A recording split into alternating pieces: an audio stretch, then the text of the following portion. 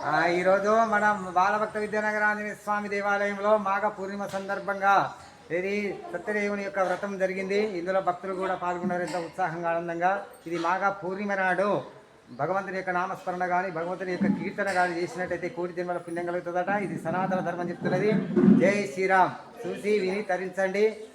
వీరందరికీ ఈ రోజు నాడు ఈ వ్రతం చూసినా కానీ, ఆనందంగా చూసినా కానీ భగవంతు సత్యనారాయణ స్వామి మీ కుటుంబానికి ఆయురారోగ్యాలు, ధనధాన్యాలు, భోగభాగ్యాలు ప్రసాదించాలని మనస్ఫూర్తిగా కోరుకుంటున్నాం.